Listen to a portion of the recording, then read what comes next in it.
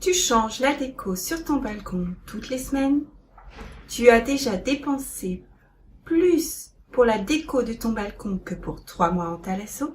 Malgré cela, tu n'as toujours pas trouvé la terre promise? Eh bien, je te propose aujourd'hui d'écourter la traversée du désert avec 7 astuces pour un balcon sans stress. C'est juste après ça.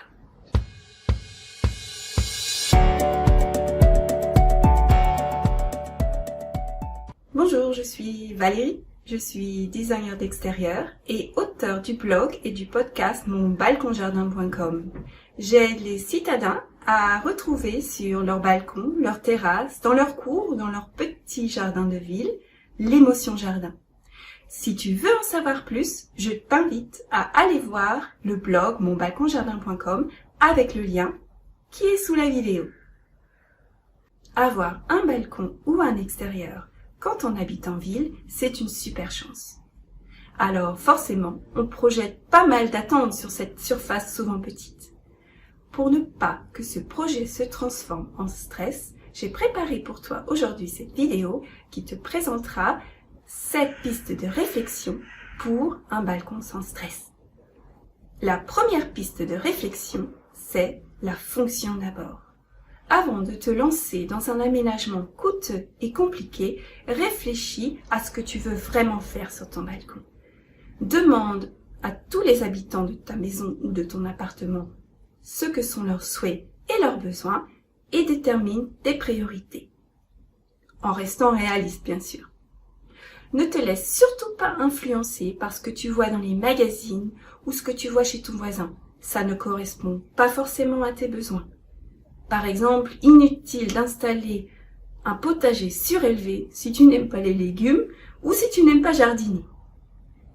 La deuxième piste de réflexion pour un balcon sans stress, c'est de faire un plan. Alors, nul besoin d'être Léonard de Vinci pour faire un plan de son balcon. Une esquisse suffit.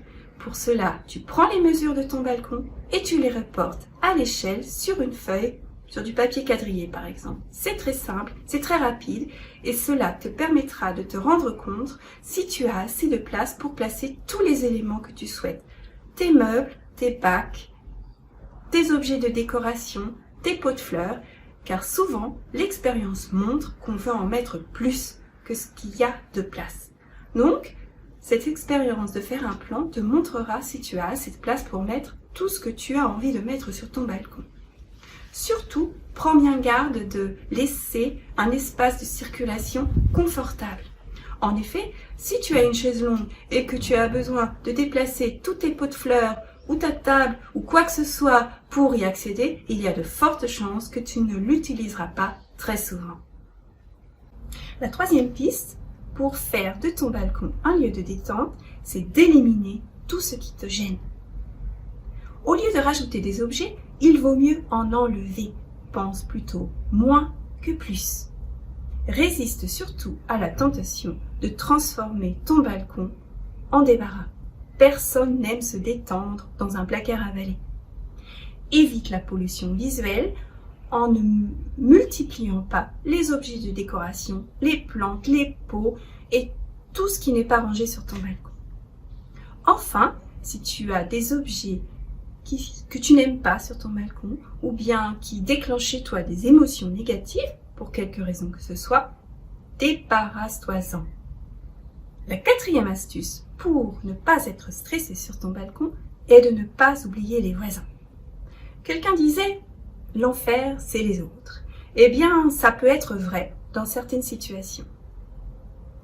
Transformer un balcon en jardin peut être un enrichissement énorme pour tout le voisinage. Mais il faut respecter bien sûr quelques règles de bon voisinage.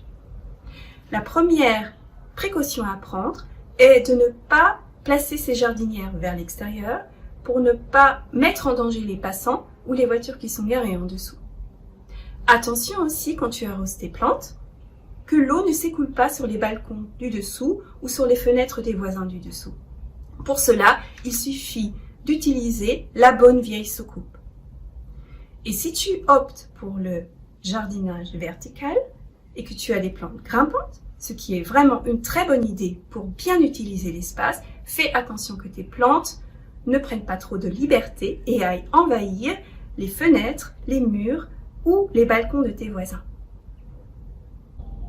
5e idée pour trouver plus de repos sur ton balcon, c'est de choisir des matériaux et des couleurs propices à la détente. Évite donc les couleurs trop vives comme le rouge, surtout si tu les utilises beaucoup, qui ont plutôt tendance à nous activer et à faire monter notre niveau de stress. En revanche, tu peux utiliser des couleurs plus propres, propices à la détente, comme le violet, le bleu, le vert par exemple. Et n'utilise pas de mélange trop détonnant. D'abord, n'utilise pas trop de couleurs, et si tu aimes les mélanges de couleurs, mise plutôt sur les schémas de couleurs analogues et monochromes, et pense aussi à utiliser des matériaux qui sont agréables au toucher. Ce sont souvent des matières naturelles comme le bois ou la pierre. 6e idée, pour ne pas trop stresser sur son balcon, c'est d'anticiper. Quand je dis anticiper, je pense à l'été et à l'hiver. L'été, les canicules sont devenues plus fréquentes.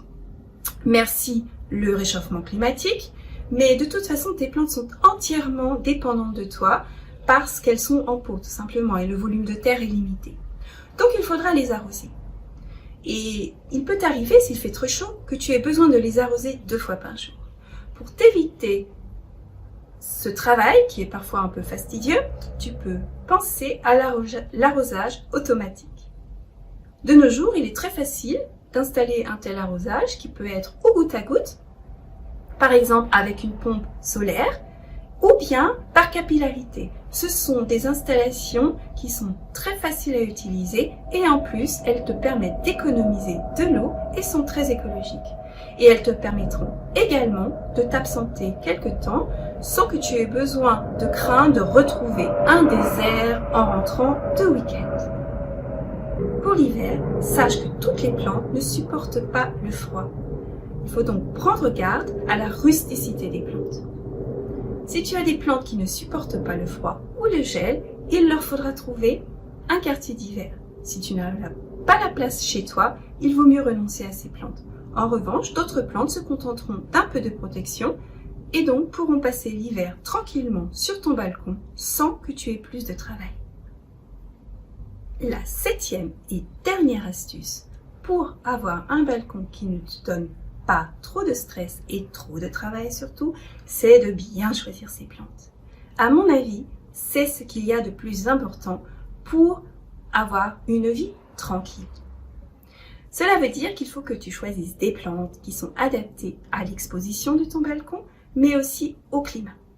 Des plantes bien choisies sont plus belles, elles résistent mieux aux maladies et aux petites bébêtes, et en plus, elles te donneront moins de travail.